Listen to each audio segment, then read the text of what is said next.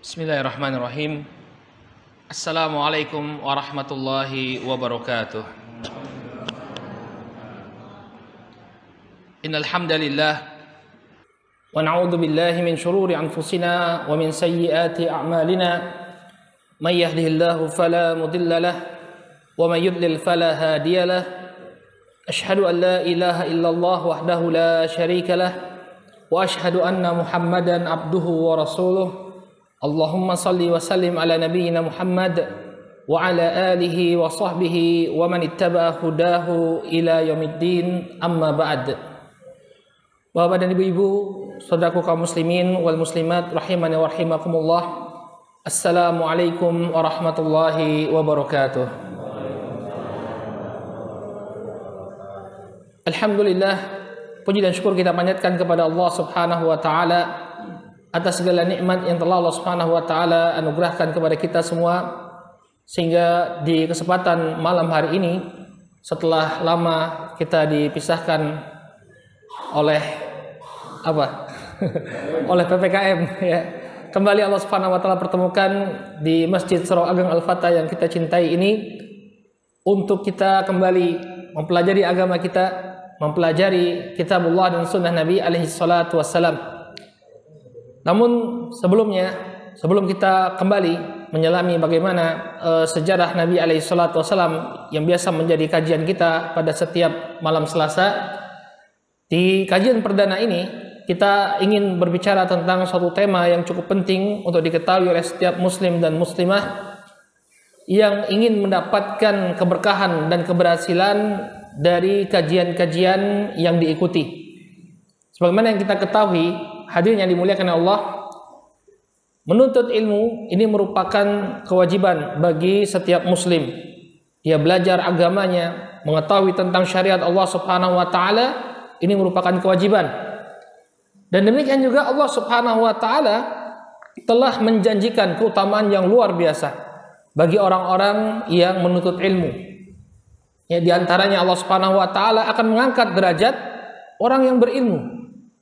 Allah Subhanahu wa taala berfirman, "Yarfa'illahu alladhina amanu minkum walladhina utul ilma darajat."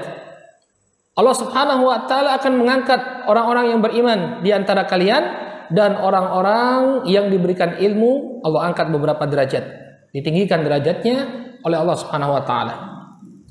Demikian juga ketika seorang hamba dia memahami agamanya dengan pemahaman yang benar, maka ini merupakan tanda kebaikan yang Allah anugerahkan kepada dirinya.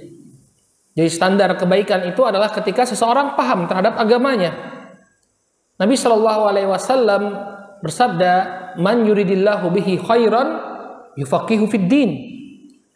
Barang siapa yang Allah Subhanahu Wa Taala kehendaki kebaikan pada dirinya, maka Allah akan pahamkan agama ini kepadanya. Jadi kalau dia tanda kebaikan seseorang ketika dia paham terhadap agamanya, ya, berarti orang yang nggak paham tentang agama ini merupakan suatu keburukan. Ya, ini standar yang harus kita betul-betul perhatikan. Jadi tanda kebaikan pada seseorang itu ketika dia paham tentang agamanya, bukan karena dia miskin, apa dia kaya, dia punya jabatan, tidak. Tapi ketika dia paham terhadap agamanya. Bahkan lebih daripada itu, barang siapa yang menempuh jalan untuk menuntut ilmu agama, maka ini akan mempermudah jalan dia menuju surga. Dalam hadis yang diriwayatkan oleh Imam Muslim dari Abu Hurairah radhiyallahu taala anhu, Nabi sallallahu alaihi wasallam bersabda, "Man salaka tariqan yaltamisu fihi ilman, sahalallahu lahu bihi tariqan ilal jannah." Antum yang berangkat dari jauh dari rumah untuk hadir di majelis ilmu, ya kita berharap mudah-mudahan Allah Subhanahu wa taala mudahkan jalan kita menuju surga. Karena Nabi mengatakan, "Man salaka tariqan yaltamisu fihi ilman." Barang siapa yang menempuh jalan ya untuk mendapatkan ilmu agama, maka Allah Subhanahu wa taala akan mudahkan jalannya menuju surga. Ya. Siapa yang tidak ingin masuk surga? Ya. Allah akan mudahkan jalannya untuk menuju surga dengan apa?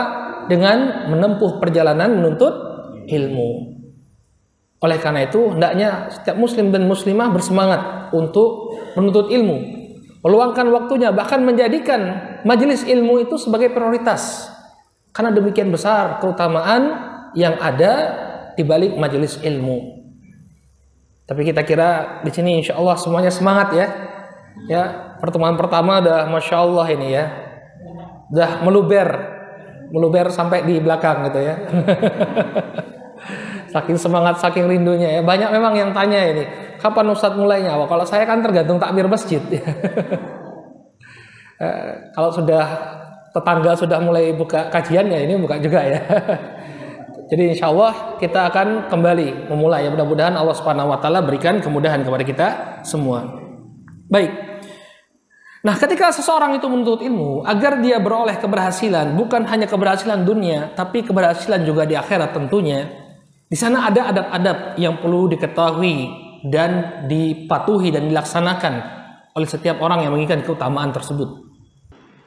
Maka kita akan coba bahas di sini beberapa hal yang harus kita perhatikan agar majelis ilmu yang kita hadiri, agar proses kita menuntut ilmu ini benar-benar memberikan hasil yang maksimal. Kita benar-benar menjadi orang yang berilmu, beramal, dan ini semua mengantarkan kita kepada ridho Allah Subhanahu Wa Taala. Jadi bukan hanya sekedar hadir saja, tapi bagaimana agar kehadiran kita ini berbuah sesuatu yang sangat kita nambah-nambahkan. Maka perkara yang pertama yang diingatkan oleh para ulama berkaitan dengan adab menuntut ilmu, agar kita beroleh keberkahan dari majelis ilmu yang kita hadiri, adalah hendaknya kita menuntut ilmu itu ikhlas karena Allah. Kenapa? Hadirnya dimuliakan Allah. Karena sesungguhnya menuntut ilmu ini merupakan ibadah. Diperintahkan oleh Allah Subhanahu Wa Taala agar kita menuntut ilmu agama. Sehingga talabul ilm, menuntut ilmu itu adalah ibadah, dan yang namanya ibadah itu harus ikhlas karena Allah. Di dalam surat Al-Bayyinah Allah Subhanahu wa taala berfirman, "Wa ma umiru illa liya'budullaha mukhlishina lahuddin." Dan tidaklah mereka diperintahkan kecuali untuk beribadah kepada Allah Subhanahu wa taala dengan mengikhlaskan agama ini hanya untuk Allah Subhanahu wa taala. Menuntut ilmu agama adalah ibadah. Maka kita menuntut ilmu agama semata-mata mencari ridho Allah Subhanahu wa taala. Kita berupaya untuk mengangkat kejahilan, kebodohan dari kita agar kita bisa beribadah dengan baik kepada Allah Subhanahu wa taala. Mengetahui kewajiban apa saja yang harus kita tunaikan kepada Allah Subhanahu wa taala. Maka janganlah seorang kemudian dia menuntut ilmu, apalagi ini adik-adik yang di ma'had ya. Jangan kemudian menuntut ilmu untuk mendapatkan sanjungan manusia, atau agar dia mendapatkan posisi di tengah-tengah masyarakat, biar disanjung-sanjung, biar dipuja-puja. Oh, si fulan hafid Quran, al-hafid ya.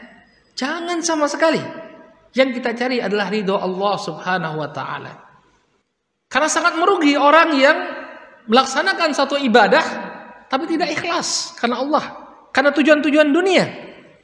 Bisa jadi apa yang menjadi harapan dia akan dapatkan. Ketenaran akan dia dapatkan. Ya, dia terkenal di hadapan manusia, dipuji-puji manusia. Tapi di akhirat dia tidak mendapatkan apa-apa, justru mendapatkan azab dari Allah Subhanahu wa taala karena ketidakikhlasannya. Nauzubillah. Ingat, amalan itu tergantung dengan niatnya. Kata Rasulullah SAW dalam hadis yang diriwayatkan oleh sahabat Amirul Mukminin Umar bin Khattab radhiyallahu taala anhu, Nabi SAW mengatakan, "Innamal a'malu binniyat wa innama likulli imri'in ma nawa." Hanya saja amalan-amalan tersebut tergantung dengan niat-niatnya, dan seseorang akan mendapatkan apa yang dia niatkan. Ya. Lalu Nabi SAW memberikan contoh. Ya, faman kanat hijratuhu ila Allah wa rasulih, fa hijratuhu ila Allah wa rasulih. Faman kanat hijratuhu lidunya yusibuha aw imra'atin yankihuha, fa hijratuhu ila ma hajara ilaih. Maka barang siapa yang berhijrah karena Allah dan Rasulnya, maka dia akan mendapatkan balasan hijrah karena Allah dan Rasulnya. Namun ketika dia hijrah karena dunia yang ingin dia dapatkan, atau dia hijrah karena ingin mendapatkan wanita untuk dia nikahi, hijratuhu 'ala ma hajara ilaih. Maka dia akan mendapatkan apa yang dia niatkan dalam hijrahnya. Sama ketika seseorang menuntut ilmu agama. Ketika dia mencari ketenaran, ketika dia mencari kemasyhuran, dia akan dapatkan itu. Ya, ini dikenal sebagai orang yang banyak hafalan Al-Qur'annya. Ya, Al-Hafidh fulan misalnya kan. Kadang ada orang ya, kalau zaman dahulu tidaklah seorang digelari sebagai Al-Hafidh itu melainkan seorang ulama hadis yang hafalan hadisnya mungkin ratusan ribu sampai jutaan. Ya, bukan hanya hafal Al-Qur'an tapi hafal ratusan ribu hadis baru disebut sebagai Al-Hafidh. Kalau sekarang ya mungkin ada juga yang baru hafal juz amma, Al-Hafidh juz amma begitu ya. Ya. Beda standar kita dengan standar salafun salih ridwanullah alaihim ajmain. Maka buang semua niat-niat yang seperti ini. Ya.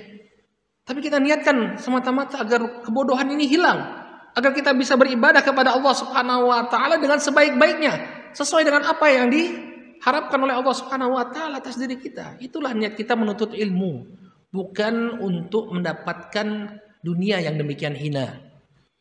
Hati-hati bagi para penuntut ilmu. Ya, ketika seseorang itu dia tidak ikhlas dalam menuntut ilmu agama, maka ya Allah Subhanahu wa taala bisa jadi mengharamkan dia dari mencium baunya surga. Nauzubillah.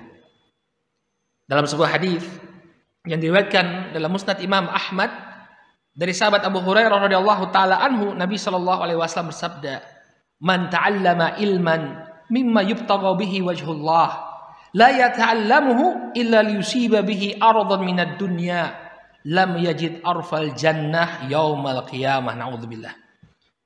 Kata Nabi sallallahu alaihi wasallam, "Man ta'allama ilman." Barang siapa yang dia mempelajari ilmu yang harusnya dia cari ilmu tersebut wajah Allah Subhanahu wa taala, namun dia tidak mempelajarinya kecuali liyusiba bihi aradan minad dunya, untuk mendapatkan bagian dari dunia, lam yajid arfal jannah, maka dia tidak akan mendapatkan aroma surga. Nauzubillah. Bahkan lebih daripada itu, hadirin yang dimuliakan Allah, orang yang dia menuntut ilmu agama ya untuk mendapatkan pujian manusia, maka dia termasuk salah satu dari 3 golongan manusia yang dimasukkan di awal-awal ke dalam api neraka. Dalam hadis yang cukup panjang dalam riwayat Muslim dari Abu Hurairah radhiyallahu taala anhu, Nabi sallallahu alaihi wasallam pernah bercerita tentang 3 golongan manusia yang api neraka itu pertama kali dinyalakan karena mereka. Di antara ketiga golongan ini adalah orang yang dia mempelajari Al-Quran, mempelajari agama Allah Subhanahu wa taala, akan tetapi agar dia dipanggil sebagai seorang qari. Ah, fulan qari. Oh, fulan ya Al-Hafidh yang hafal Quran. Masya Allah, yang bacaannya Masya Allah. Maka di hari kiamat dia akan dipanggil di hadapan Allah Subhanahu wa taala. Kemudian ditunjukkan nikmat-nikmat yang Allah Subhanahu wa taala anugerahkan kepada dirinya. Kemudian dia ditanya oleh Allah Subhanahu wa taala, "Apa yang telah kau lakukan dengan nikmat-nikmat yang aku berikan?" Wah, kemudian kata dia, "Dengan nikmat-Mu ya Allah, aku mempelajari Al-Qur'an. Aku mempelajari agamamu.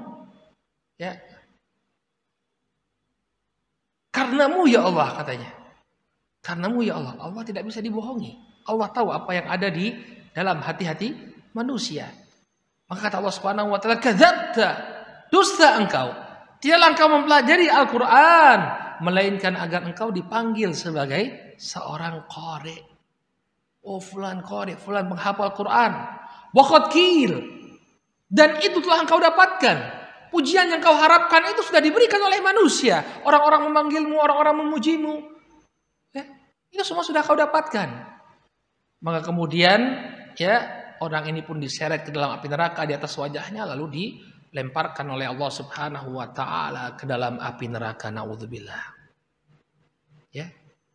Bersama seorang yang dia bersedekah, berderma, tapi untuk dipuji orang sebagai seorang dermawan, sama juga.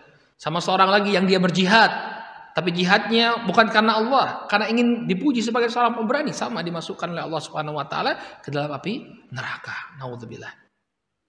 Oleh karena itu, saudaraku kaum muslimin yang dimuliakan Allah Subhanahu wa taala, perlu bagi kita untuk mengikhlaskan niat kita. Jadikanlah niat kita ketika menghadiri majelis ilmu ini mengharapkan ridho Allah Subhanahu wa taala. Demikian juga kita jadikan belajar atau menuntut ilmu agama ini agar hilang kebodohan dari kita. Sedikit demi sedikit kita paham tentang agama kita. Ya, kita berharap Allah Subhanahu wa taala menjadikan diri kita sebagai orang yang terbaik. Man yuridillahu bihi khairan yufaqihu fid din.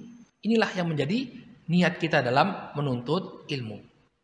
Maka masing-masing hendaknya mengintrospeksi diri. Bukan berarti ya Ustadz saya belum bisa ikhlas ini, ya udahlah enggak usah taklim lagi ya. Keliru juga itu. Tapi apa? Kita harus tetap berusaha agar belajar dengan ikhlas. Yang kita harapkan hanya ridho Allah. Dunia nggak ada artinya. Apa sih pujian manusia untuk apa? Apakah kita akan bawa mati nanti? Kita meninggal dunia ya sudah, orang akan lupa. Paling sehari 2 hari beredar berita duka si fulan meninggal dunia. Habis itu orang lupa sama kita. Apa manfaatnya mencari ridho manusia? Tapi carilah ridho Allah Subhanahu wa taala.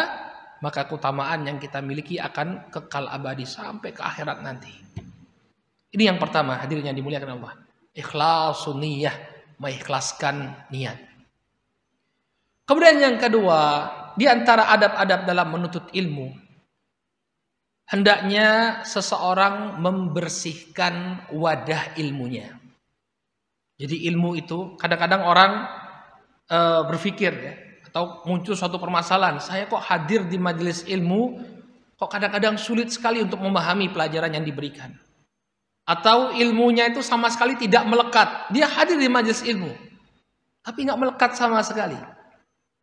Karena apa yang menyebabkan hal ini terjadi? Bisa jadi karena wadah ilmunya, yaitu hatinya, itu telah terpenuhi dengan kotoran dosa dan maksiat. Karena wadah ilmu itu adalah kolbu kita. Kalau kolbu kita bersih, maka ilmu itu akan tertampung dengan baik. Nabi SAW dalam hadis yang diriwayatkan oleh Imam Al-Bukhari dari sahabat An-Nu'man Ibnu Bashir radhiyallahu taala anhu, beliau mengatakan, "Ala fa inna fil jasadi mudghah, idza salahat salaha jasadu kullu, wa idza fasadat fasada jasadu kullu, ala wahya qalb." Ketahuilah bahwa di dalam tubuh manusia ada segumpal daging. Kalau segumpal daging ini baik, maka akan baik seluruh jasadnya. Namun kalau segumpal daging ini rusak, maka akan rusak seluruh jasadnya. Ketahuilah bahwa segumpal daging itu adalah kolbunya. Jadi kalau kita menghadiri majelis ilmu tapi tidak memberikan pengaruh sama sekali terhadap diri kita, mungkin wadahnya kotor. Perlu dibersihkan. Ya. Kolbu kita sebagai wadah ilmu kita sudah terlalu berkarat mungkin dengan dosa dan kemaksiatan. Dalam hadis yang lain masih dari Abu Hurairah radhiyallahu taala anhu, Nabi SAW itu mengibaratkan perbuatan dosa itu seperti noda, kan kotor ya, dosa itu kotor. Ya. Ketika seorang hamba dia melakukan sebuah perbuatan dosa, nukitat fi qalbihi nuktatus sauda, maka akan dititikkan di hatinya sebuah noda hitam. Fa idza huwa naza wastaghfar wa tab sukila qalbuh. Kalau dia setelah dia melakukan perbuatan dosa tadi, sadar dia, saya baru saja jatuh pada kemaksiatan. Dia berhenti dari kemaksiatannya. Kemudian dia beristighfar, astagfirullah. Bertobat kepada Allah Subhanahu wa taala dengan taubat yang benar, maka akan dibersihkan hatinya, kembali bersih dia. Makanya jangan pernah menunda taubat. Kenapa? Kalau kita tahu ini maksiat langsung bertobat, ya, insya Allah akan dibersihkan kembali hati kita. Dengan segera kita akan dipermudah oleh Allah untuk kembali menjalani ketaatan. Tapi kalau dibiarkan maksiat, tidak tobat, tidak istighfar, tambah lagi, maka ini seperti yang difirmankan oleh Allah Subhanahu wa taala, "Rana ala qulubihim ma kanu yaksibun." Hatinya itu berkarat, kotor. Karena apa? Karena dosa-dosa yang dia lakukan. Maka ini juga sebab nih bagi adik-adik santri di sini ya. Kalau antum susah menghafal istighfar, karena mungkin itu ada pengaruh dari maksiat yang pernah kita lakukan. Kalau ada pelajaran yang diberikan tidak paham juga, istighfar. Karena kemungkinan apa? Hati kita telah ternodai sehingga terhalangi ilmu itu masuk ke dalam tubuh atau masuk ke dalam qalbu kita. Ada sebuah kisah yang terjadi pada sosok Al-Imam Syafi'i rahimahullah. Al-Imam Syafi'i rahimahullah pernah mengalami suatu permasalahan. Beliau sulit untuk menghafal. Maka kemudian beliau mengadukan kepada guru beliau, Al-Imam Waki' Ibnul Jarrah. Maka apa nasihat gurunya? Ya, tinggalkan kemaksiatan. Ya. Kenapa? Karena ilmu itu adalah cahaya dari Allah, dan cahaya Allah gak mungkin diberikan kepada orang yang bermaksiat. Cahaya Allah itu diberikan kepada orang yang taat. Cahaya Allah itu akan diberikan kepada orang yang meninggalkan maksiat. Cahaya Allah itu akan diberikan kepada orang yang senantiasa bertobat, bukan kepada ahlul ma'asi. Maka kemudian diabadikanlah nasihatnya Al-Imam Waki' ini oleh Al-Imam Syafi'i rahimahullah. Syakautu ila Waki'i su'a hifdhi fa arsyadani ila tarkil ma'asi wa akhbarani bi anna al-ilma nur wa nurullahi la yahdi lil asi. Syakautu ila Waki' su'a hifdhi. Aku mengadukan kepada guruku Waki' tentang buruknya hafalanku. Fa arsyadani ila tarkil ma'asi. Maka guruku tersebut mengarahkan. Inilah tugas seorang guru. Ketika ada satu problematika yang dihadapi oleh muridnya, dia berikan solusi. Fa arsyadani ila tarkil ma'asi. Maka dia pun mengarahkanku untuk meninggalkan kemaksiatan. Kenapa? Wa akhbarani bi annal ilma nur. Dan kemudian dia mengkhabarkan kepadaku bahwa ilmu itu adalah cahaya. Cahaya yang diberikan oleh Allah Subhanahu wa taala. Wa nurullah la yahdi lil asi. Dan yang namanya cahaya ini tidaklah diberikan, dianugerahkan kepada seorang yang bermaksiat sampai dia bertobat kepada Allah Subhanahu wa taala. Maka gak bisa berjalan kita dua hal ini, menuntut ilmu agama dengan bermaksiat. Gak bisa. Ya. Maka barang siapa yang ingin dia mendapatkan ilmu, ilmu itu melekat pada dirinya, dia memahami ilmu dengan pemahaman yang benar, maka hendaknya dia meninggalkan maksiat. Dia bersihkan wadah ilmunya. Ini diantara adab ya menuntut ilmu, yakni membersihkan wadah ilmu. Kemudian yang ketiga diantara adab dalam menuntut ilmu, hendaknya ilmu yang sudah dipelajari itu bukan hanya sekedar teori saja, tapi dia praktekkan, dia amalkan. Ingat, ilmu itu bukan hanya pengetahuan saja. Ini berbeda kita ya dengan orang-orang kafir. Orientalis itu belajar Islam juga loh ya. Mereka mempelajari Al-Quran. Antum mungkin gak bisa baca kitab kuning, orientalis bisa. Tapi kenapa apa yang mereka miliki tidak bernilai sama sekali? Karena bukan untuk diamalkan, hanya untuk diketahui saja. Maka orang Islam yang belajar agama hanya untuk jadi pengetahuan, tidak beda dia dengan orientalis. Ya. Orang yang mempelajari Islam sampai mendetil, sampai ke dalam-dalamnya, tapi bukan untuk diamalkan, ya, tidak ada bedanya dengan orientalis dalam permasalahan ini. Oleh karena itu ilmu itu diamalkan. Kalau kita sudah mengetahui apa yang diperintahkan oleh Allah Subhanahu wa taala, kita coba laksanakan. Kalau ada larangan Allah Subhanahu wa taala yang masih kita lakukan, begitu kita tahu ini nggak boleh, tinggalkan. Itu baru orang yang ilmunya itu barokah. Dia amalkan ilmunya. Ingat, ya, salah satu dari 4 perkara yang akan ditanya oleh Allah Subhanahu wa taala pada hari kiamat, di mana kaki anak Adam itu tidak bergeser sampai dia ditanya tentang perkara ini, salah satunya adalah tentang ilmu. Ya. Sudah dia amalkan atau belum? Dalam hadis yang diriwayatkan oleh Imam Tirmidzi dari sahabat Abu Barzah Al-Aslami radhiyallahu taala anhu, Nabi sallallahu alaihi wasallam bersabda, la tazulu qadama 'abdin yaumal qiyamah hatta yus'al an arba. Tidak akan bergeser kedua kaki anak Adam pada hari kiamat nanti sampai dia ditanya tentang 4 perkara, dimintai pertanggungjawaban tentang 4 perkara. Yang pertama, an umrihi fi ma'afnah, tentang usianya, tentang umurnya, untuk apa dia habiskan. Ya.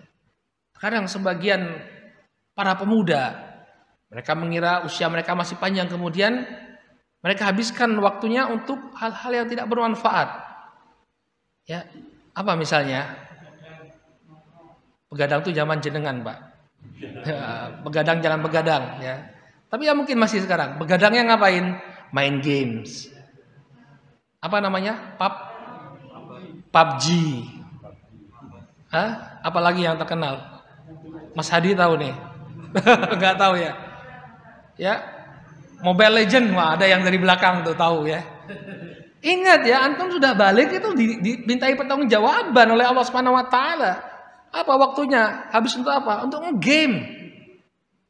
Ya. Yang perempuan apa? Waktunya untuk habis untuk apa? Korea sudah. Drakor. Ingat waktu kita, usia kita itu akan dimintai pertanggungjawaban oleh Allah Subhanahu wa taala, an umrihi fi ma afnah, tentang usianya, untuk apa dia habiskan. Qala wa an ilmihi madza amila bih. Kemudian yang kedua, tentang ilmunya, sejauh apa dia amalkan. Ya, tahu perkaranya wajib, dia amalkan enggak? Tahu perkara ini dilarang, dia tinggalkan enggak? Itu ditanya oleh Allah Subhanahu wa taala. Nah, tadi kan sudah tahu kan bahwa waktu itu akan ditanya kan? Berarti kan antum sudah berilmu. Nah, kalau melanggar, nanti ditanya oleh Allah, ya. Habis ini tutup kuping, biar ada dengar ya. Kan udah diberitahu tadi kan, kalau usia itu akan dimintai pertanggungjawaban. Nah, maka kalau kemudian tidak menjaga waktu, nanti bagaimana pertanggungjawaban di hadapan Allah? An ilmihi fima amila bih. Tentang ilmunya, diamalkan nggak tadi ilmu yang tentang menghargai waktu tadi? Kemudian yang ketiga, wa an malihi min aina iktasabahu wa fima anfaqah. Tentang hartanya, dari mana dia dapatkan dan untuk apa dia nafkahkan. Baru kemudian yang terakhir, wa an jismihi fima ablah. Tentang anggota tubuhnya, untuk apa dia pergunakan. Semuanya akan dimintai pertanggungjawaban oleh Allah Subhanahu wa taala. Ya. Oleh karena itulah ya, para ulama salaf mereka selalu mengaitkan antara ilmu dan amal. Diriwayatkan dari sahabat Abu Darda radhiyallahu taala anhu, beliau mengatakan, la takunu aliman hatta takuna muta'alliman, wa la takunu bil ilmi aliman hatta takuna bihi amilan. Kata Abu Darda radhiyallahu taala anhu, engkau tidak akan menjadi seorang alim, menjadi seorang yang berilmu hatta takuna muta'alliman. Ya, sampai engkau menjadi seorang pelajar terlebih dahulu. Jadi kalau ingin menjadi seorang ulama, seorang alim, dia harus belajar. Makanya kita itu sebenarnya ketika menerima suatu kajian ilmiah, kita perlu kritis kadang-kadang. Kadang-kadang orang yang tidak pernah belajar agama, tiba-tiba dia naik ke atas mimbar, memberikan ya ceramah. Kemudian yang disampaikan bertentangan dengan Al-Quran dan Sunnah. Kenapa? Karena memang dia tidak pernah belajar. Ini bahaya sekarang. Oleh karena itu perlu kita tahu backgroundnya itu seperti apa. Karena tidak mungkin seorang itu menjadi seorang alim, menjadi seorang ulama, kecuali dia harus belajar terlebih dahulu. Wala takunu bil ilmi aliman hatta takuna bihi amilan. Dan tidaklah seorang itu dipanggil sebagai seorang alim. Tidaklah dia akan menjadi seorang alim, seorang ulama, sampai dia mengamalkan ilmunya. Jadi belajar dan beramal. Ini syarat mutlak seorang itu menjadi seorang alim ulama.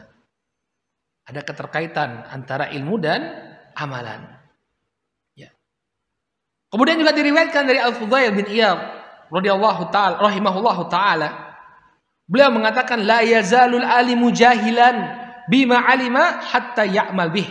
Fa idza amila bihi kana aliman. seorang yang berilmu ini akan disebut sebagai orang yang bodoh. Dia akan senantiasa disebut sebagai orang yang bodoh, ya, sampai dia mengamalkan ilmunya tadi. Jadi kalau orang yang cuma pengetahuannya saja, dia cuma pengetahuan saja, punya pengetahuan saja, tapi tidak punya amalan, hakikatnya dia masih jahil, masih bodoh. Kenapa? Karena ilmu itu untuk diamalkan, bukan hanya untuk diketahui. Fa idza amila bihi kana aliman. Kalau dia sudah mengamalkannya, baru dia dibilang sebagai seorang alim. Ini baru orang yang berilmu. Kenapa? Karena dia mengamalkan ilmunya. Ya. Jadi ini satu hal yang perlu diketahui oleh setiap orang yang ingin mendapatkan keberhasilan dalam menuntut ilmu, bahwa ilmu itu memberikan konsekuensi bagi kita untuk diamalkan. Ya. Syekh Abdus Salam Barjas dalam kitab Awaiqut Talab, beliau menyebutkan bahwa meninggalkan amalan, ya, itu ada dua jenisnya. Yang pertama, ini yang berdosa. Adapun yang kedua, ini tidak selayaknya untuk dilakukan. Jadi dua-duanya tercela sebenarnya. Tapi yang satu ini berdosa. Kapan seseorang itu meninggalkan amalan kemudian dia berdosa? Kalau amalan tersebut merupakan kewajiban-kewajiban yang syar'i yang harus dia lakukan, atau ya keharaman Allah Subhanahu wa taala yang harus dia tinggalkan, tapi dia tidak meninggalkannya. Misalnya dia sudah mengetahui hukum pekerjaan ini haram, tapi dia terus jalankan, maka berdosa dia karena tidak mengamalkan ilmunya. Ya. Atau dia mengetahui suatu perkara itu wajib misalnya, tapi dia tidak laksanakan, berdosa dia. Karena apa? Karena sudah tahu hukumnya. Adapun perkara yang kedua, perkara-perkara yang mustahab hukumnya. Ya, misalnya dia tahu amalan ini, ya misalnya amalan yang memiliki keutamaan. Contohnya misalnya puasa di hari Asyura. Dia udah tahu dia. Ya baca di grup ada postingan ya keutamaan hari Asyura. Tahu dia bahwa ada keutamaan. Kemudian dia tidak melaksanakannya. Maka ini pun sebenarnya tercela, tapi tidak sampai pada perbuatan dosa. Kita dalam permasalahan dunia saja, kalau ada sebuah aktivitas yang memberikan keuntungan bagi kita, kita berlomba-lomba. Misalnya seorang pedagang, coba kamu jualan di sana lebih laku, dia akan berlomba-lomba untuk pergi ke sana menjual barangnya biar dapat keuntungan yang banyak. Tapi kenapa kalau dalam masalah akhirat kita tidak seperti itu? Maka ini adalah sebuah celaan bagi orang-orang yang mengetahui keutamaan namun dia meninggalkannya. Kemudian yang keempat, di antara adab dalam menuntut ilmu agama adalah hendaknya seseorang itu berhias dengan kesabaran dan kesungguh-sungguhan. Kalau memang ingin berhasil dalam menuntut ilmu, dia ingin menguasai ilmu yang diberikan, perlu kesabaran dan bertahap. Ya, nggak ada orang kemudian jadi ulama besar hanya ikut pesantren kilat misalnya. Ya. Ada nggak orang yang dengan bangga, kamu kok bisa naik mimbar? Oh, saya ikut pesantren kilat 3 hari di. Nggak ada kan? Tapi butuh proses yang panjang, belajar agama dengan proses yang panjang, perlu kesabaran. Ya, Al-Quran saja diturunkan kepada Nabi SAW itu secara berangsur-angsur berapa tahun? 23 tahun turun kepada Nabi SAW, butuh kesabaran. Ya. Oleh karena itu hendaknya seseorang ketika dia menuntut ilmu, ya, mempelajari ilmu, dia duduk sabar, ya, mengikuti kajian dari awal sampai selesai. Kemudian bersungguh-sungguh, ya. Makanya berbeda orang yang kajian hanya sekedar duduk dengan orang yang menulis. Nah, ini juga masukan bagi kita. Ya. Ya, kalau yang hadir tanpa menulis, ini kalau dulu kita bilangnya jiping. Ngaji kuping. Tapi ada yang bilang, Ustaz, yang penting kan dapat barokah majelis ilmu tadi ya. Tapi kalau kita ingin berhasil, itu ya perlu ada semangat. Qayyidil ilma bil kitabah. Ikatlah ilmu itu dengan menulis. Ya ditulis faedahnya. Ya, kita nggak nulis Ustaz, soalnya ada kru yang moto gitu ya. Kalau pelajaran sirah kan selesai pelajaran sirah langsung ada PDF ya. Ya mungkin itu tujuannya. Jadi kita nikmati aja ceritanya Ustadz, catatannya yang bikin Mas Reza misalnya. Yang lain copy paste. Maka perlu keseriusan, ya perlu kesabaran, keseriusan dalam menuntut ilmu. Ya dicatat setiap kali kita menghadiri majelis ilmu apa faedah yang didapatkan. Ya akan berbeda orang yang dia bersungguh-sungguh. Sekarang coba misal ada orang ngomong ke saya ya, pernah ngisi kajian ya, Pak Ustadz, majelis taklim kita ini sudah 20 tahun loh Pak Ustadz. Ya, harusnya jenengan jadi ustadzah dong ya. Sudah 20 tahun belajar. Tapi coba kita ikut majelis taklim misalnya. Tapi kan nggak jadi ustadzah gitu. Kenapa? Atau nggak jadi ustadz atau ustadzah? Kenapa? Karena itu tadi belajarnya coba duduk dengerin. Ya harus 20 tahun belajar coba. Orang S1 4 tahun, S2 2 tahun, kemudian S3 3 tahun. 7 tahun udah doktor itu ya. Ini 20 tahun coba. Profesor harusnya. Makanya butuh kesungguh-sungguhan. Ilmu yang disampaikan itu dicatat. Ya. Ada sebuah cerita yang Masya Allah ya. Bagaimana Abdullah bin Abbas.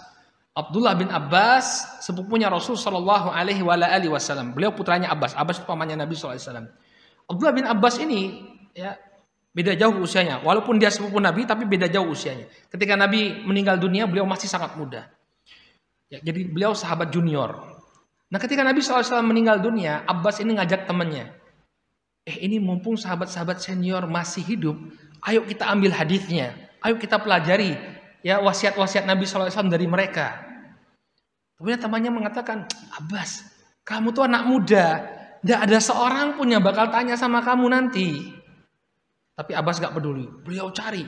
Ya setiap kali ada orang yang bisa diambil ilmunya dari para sahabat senior, beliau ambil ilmunya dengan penuh kesungguh-sungguhan. Sampai dikisahkan bagaimana kesungguhannya Abdullah bin Abbas radhiyallahu taala anhuma.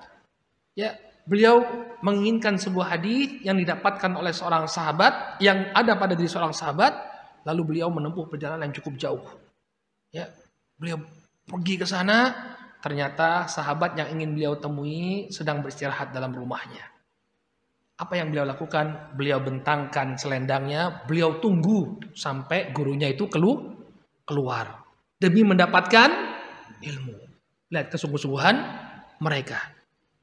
Sampai kemudian keluar. Ya sahabat tadi menemui, oh wahai sepupunya Rasul sallallahu alaihi wasallam, ya ibna ammi Rasulillah sallallahu alaihi wasallam. Wahai sepupunya Nabi sallallahu alaihi wasallam, kenapa kamu yang datang?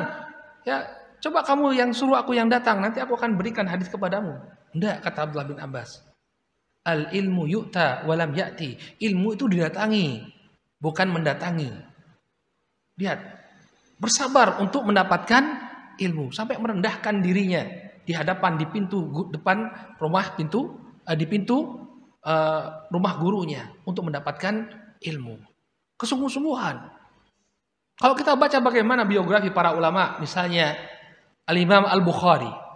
Al-Bukhari kita tahu, Al-Bukhari itu sekarang berada di negara yang namanya Uzbekistan sekarang, di Asia Tengah. Beliau mencari hadis ke Baghdad. Baghdad itu di Irak. Mencari hadis ke Makkah, ke Madinah. Ya, sekarang di Arab Saudi, lintas negara. Zaman dahulu belum ada Saudi Airlines, belum ada. Semua perjalanan itu ditempuh dengan berjalan kaki, naik unta atau naik keledai. Zaman dulu. Tapi coba lihat hasilnya. Sahih Al-Bukhari. Setiap kali kita membaca hadis, ya, kita sebut nama beliau. Baik. Kita mau gimana ini? Adzan dulu apa lanjut? Nah, adzan dulu kemudian kita lanjut. Masih ada 2 adab lagi insyaallah. Baik. Al-muadzin yuadzin.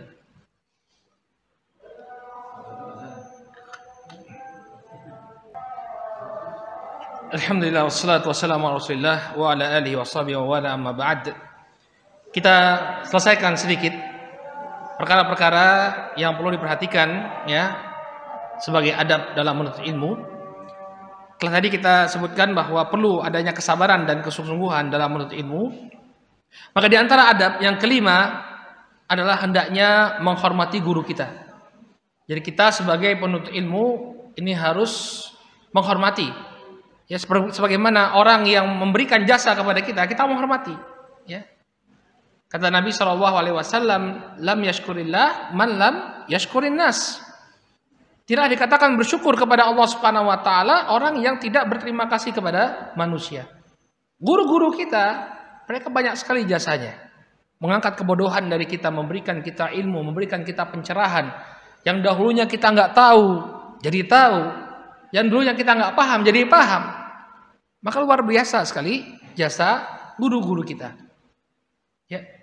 Dalam sebuah hadis yang diriwayatkan oleh Imam Ahmad dari sahabat Ubadah bin Samit radhiyallahu taala anhu, Nabi SAW mengatakan, "Laisa min ummati man lam yujilla kabirana wa yarham saghirana." Tidaklah termasuk umatku yang tidak menghormati orang yang lebih tua dan tidak mengasihi yang lebih muda. Wa ya'rif li alimina haqqah. Dan bukanlah termasuk dari umatku orang yang tidak mengerti, ya, tidak memahami hak seorang alim, seorang yang berilmu. Ya. Oleh karena itu hendaknya seseorang dia menghormati gurunya. Ya, guru-guru yang telah mengajarkan kita ilmu itu kita hormati, kita respect kepada beliau. Ya. Menghargai apa yang telah diberikan oleh beliau. Nah, ini adab kita sebagai seorang penuntut ilmu. Dan demikianlah praktek yang dicontohkan oleh para sahabat. Makanya ilmu mereka itu berkah. Karena mereka menghormati guru-guru mereka. Adapun yang terjadi di masa kita ketika seorang murid merasa lebih pintar dari gurunya, udah mulai dia. Yang pertama kali dia lakukan apa? Dia bongkar borok-borok gurunya. Ya, apalagi zaman medsos sekarang ya, tahdzir ya. Tahu aja antum ya. Gurunya sendiri ditahdzir. Padahal dulu yang mengajarkan dia, mungkin dia ketika masuk pondok pesantren tidak tahu apa-apa, gurunya dengan sabar ngajari. Begitu jadi dapat beasiswa ke luar negeri, pulang-pulang ngatain gurunya, ngatain alma maternya kan. Ini orang-orang banyak yang nggak beradab terhadap guru. Padahal dulu para salafun saleh ridwanullah alaihim ajmain, mereka sangat menghormati guru-guru mereka. Diriwayatkan dari Asy-Sya'bi bahwa suatu ketika Ibnu Abbas tadi yang kita cerita. Ibnu Abbas menyongsong kedatangan Zaid bin Thabit. Zaid bin Thabit ini guru beliau, sahabat juga, tapi lebih senior. Salah seorang yang direkomendasikan oleh Nabi SAW untuk diambil bacaan Al-Qur'annya. Jadi ada beberapa orang sahabat yang memang ditazkiyah, diberikan rekomendasi oleh Nabi SAW untuk diambil bacaan Qur'annya. Seperti Mu'ad bin Jabal, kemudian Abdullah bin Mas'ud. Salah satunya adalah Zaid bin Thabit. Maka ketika Zaid bin Thabit datang Abdullah bin Abbas, kemudian dituntun kendaraannya. Ya, dituntun kendaraannya. Kalau bahasa kita sekarang, ya ustadznya datang nintin motor, tat saya gitu ya. Ini dituntun. Kemudian apa kata Zaid bin Thabit? Ya, kenapa ini Abdullah bin Abbas? Padahal engkau adalah ibnu ammi Rasul sallallahu alaihi wasallam. Ya, engkau adalah sepupunya Nabi sallallahu alaihi wasallam. Lihat. Jadi Ibnu Abbas ini bayangan kita tuh Habib ya.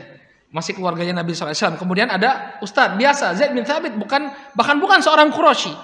Zaid bin Thabit itu dari kalangan Ansor, bukan seorang Quraisy, apalagi keluarganya Nabi, bukan. Tapi Abdullah bin Abbas yang keluarganya Nabi sallallahu alaihi wasallam memuliakan Zaid bin Thabit. Maka kemudian apa kata Abdullah bin Abbas? Beliau menjelaskan alasannya. Inna hakadha nasna bi ulama'ina. Inilah yang kami lakukan kepada alim ulama kami. Ya.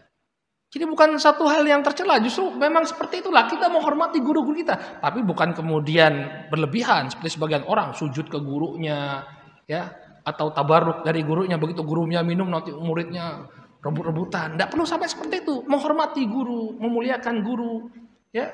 Guru-guru kita sudah punya banyak jasa. Jangan kemudian apa?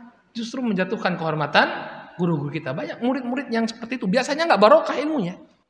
Ya, karena dia dekat dengan gurunya, tahu dia borok-borok gurunya. Begitu ada masalah dengan gurunya, dia bongkar di medsos. Saya dulu belajar sama Ustadz Fulan, ini kerjanya Ustadz Fulan gini.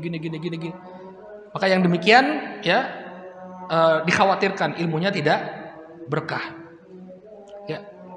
Nah, bagaimana Ustadz kalau kita lihat guru kita salah? Ada adabnya. Ya, tegur gurunya dengan cara yang baik. Ya, ingat dia telah memiliki banyak jasa. berikan masukan kepada guru kita. Jangan kemudian kita jadikan justru sebagai bahan untuk menjatuhkan kehormatannya. Baik. Kemudian yang terakhir, di antara adab dalam menuntut ilmu, hendaknya seseorang itu memiliki dada yang lapang dalam permasalahan khilaf yang sifatnya ijtihadiyah, yang sifatnya ijtihadi. Jangan suka keras, ya istilahnya, pokoknya harus begini. Kalau memang pendapat yang satunya itu dia memiliki dalil, ya hendaknya kita saling menghormati. Ini adab menuntut ilmu yang terkadang dilupakan oleh sebagian orang. Ngotot-ngototan, enggak. Apalagi kita masih dalam tahap belajar. Ngotot-ngototan kemudian keliru lagi ya. Habis ngotot keliru. Ini diingatkan oleh Syekh Muhammad bin Shalih Al-Utsaimin rahimahullahu taala dalam Kitabul Ilm. Jadi adab yang keempat beliau mengatakan ayyakuna sadruhu rahaban fi mawatinil khilaf alladhi masdaruhu al-ijtihad. Hendaknya seorang penuntut ilmu ini dadanya lapang dalam permasalahan-permasalahan khilafiyah yang kembalinya itu adalah ijtihad. Jadi dalilnya ada. Kemudian ulama ini memahami dalil tersebut dengan pemahaman A yang berbeda mungkin dengan ulama yang lain. Ya, maka selama mereka punya dasar, selama mereka punya dalil, kita hormati walaupun berbeda. Ya. Kemarin ada masalah ya ketika masalah mengucapkan tahun baru Hijriah. Ada sebagian orang dia baca fatwa. Wah ini nggak boleh ya, nggak boleh kita mengucapkan tahun baru Hijriah. Bahkan jangankan mengucapkan, doa aja nggak boleh. Ya, padahal di sana ada ulama yang lain yang memperbolehkan. Kemudian ada dalilnya bahwa para sahabat itu ketika memasuki hilal, yang melihat hilal baru, baik itu di awal bulan atau di awal tahun, mereka berdoa kepada Allah Subhanahu Wa Taala. Ada tuntunannya. Tapi kemudian nggak terima. Pokoknya ini nggak boleh. Jangan seperti itu. Ya kalau kita lihat dulu, sebelum kita memvonis, kita lihat argumen orang yang berbeda dengan kita. Itu yang namanya ilmiah. Jangan langsung memvonis. Kenapa sih Anda melakukan seperti ini? Ma hamalaka ala hadza. Salah satu pertanyaan yang sering dibawakan oleh para salafun saleh ridwanullah alaihim ajmain, kalau melihat ada seorang melakukan amalan, ma hamalaka ala hadza. Kenapa kamu melakukan ini? Apa dalilnya? Apa dasarnya? Jadi jangan kemudian kita baru belajar kemudian langsung menyalahkan. Tapi coba lihat, tanya, ini gimana? Apa yang menjadi landasan Anda? Ya, kalau semua orang bersikap seperti itu, insya Allah akan tenang ya dunia persilatan ya. Baik, inilah mungkin beberapa adab yang sebenarnya masih banyak sekali adab-adab yang berkaitan dengan menuntut ilmu ya. Seperti bagaimana bersikap di majelis, ya bersikap di majelis para sahabat ridwanullah alaihim ajmain dulu ketika mereka menghadiri majelisnya Nabi SAW disebutkan bahwa seakan-akan di kepala mereka itu ada burung, menunjukkan apa? Ketenangan, diam. Jadi kalau ada burung di kepala kan, kalau kepalanya goyang-goyangan burungnya terbang, ya mereka diam. Kemudian ketika menghadiri majelis ilmu kita hadir dengan pakaian yang baik, pakaian yang bersih. Ya ketika malaikat Jibril alaihissalam dalam hadis yang sangat panjang ya, yang cukup panjang ya, Jibril alaihissalam ketika menghadiri majelisnya Nabi SAW disebutkan syadidu bayadi thiyab, syadidu sawadi syar, la yura fihi atharu safar. Ketika Jibril alaihissalam beliau merubah bentuk beliau menjadi manusia, hadir di majelisnya Rasulullah SAW, pakaiannya sangat putih, rambutnya sangat hitam dan tidak tampak bekas perjalanan pada beliau. Jadi sangat dijaga penampilannya. Makanya ibunya Imam Malik berwasiat dulu kepada Imam Malik. Setiap kali Imam Malik itu ingin menuntut ilmu, dipersiapkan pakaian yang terbaik, pakaian yang rapi, pakai surban, ya. Begitulah cara para salafun saleh menghargai majelis ilmu. Tapi mungkin ini yang bisa kita sampaikan sedikit ya sebagai bahan perbaikan bagi kita semua. Kita berharap mudah-mudahan Allah Subhanahu Wa Taala senantiasa menganugerahkan keistiqomahan kepada kita dalam untuk ilmu. Demikian juga yang lebih penting lagi adalah keikhlasan bagi kita semua dalam untuk ilmu agama, sehingga ilmu yang kita peroleh memberikan keberkahan dan manfaat bagi kita di dunia dan di akhirat. Wallahu taala alam bisawab. Subhanakallahumma wa bihamdika asyhadu an la ilaha illa anta astaghfiruka wa atubu ilaik. Assalamualaikum warahmatullahi wabarakatuh.